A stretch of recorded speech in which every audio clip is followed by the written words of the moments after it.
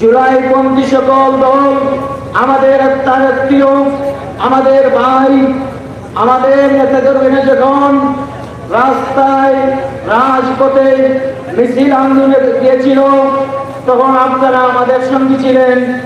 এখনো আমরা মনে করি আপনারা আমাদের সঙ্গী। জুলাইয়ের মহান নেতারা আজকে কানাইঘাট আসছেন। আমরা ইনশাআল্লাহ কানাইঘাটের মানুষ তাদেরকে সম্মান দিয়ে ইনশাআল্লাহ মসজিদে মঞ্জিল পর্যন্ত পৌঁছে দিব। কানাইঘাটের মানুষের সাথে আমরা সবাই ঐক্যবদ্ধ হয়ে চলতে চাই।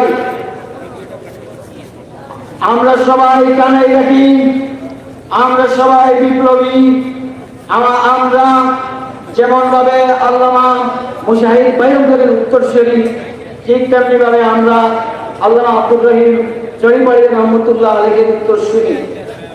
আমরা ঠিক তেমনি ভাবে মরহুম আবুল হারিস চৌধুরী সাহেবের উত্তরসূরি।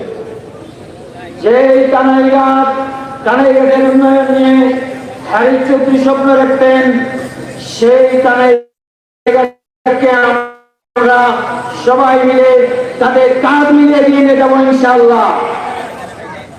আমরা জুলাইপন্থী সবাই থাকবো, কিন্তু ফ্যাসিবাদী কেউ কানাইঘাটে ইনশাআল্লাহ এক সময় থাকবে না।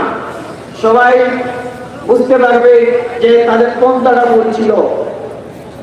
ভুল পন্থা এখনকার জনগণ খায় না।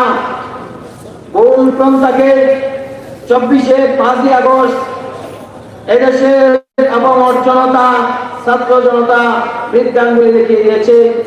ফ্যাসিবাদের কোনোটাই ইনশাআল্লাহ বাংলাদেশে হবে না।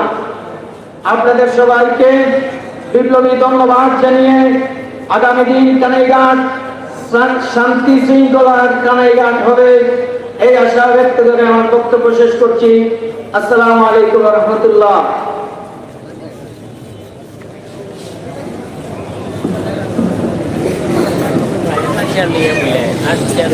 কানাইঘাটবাসী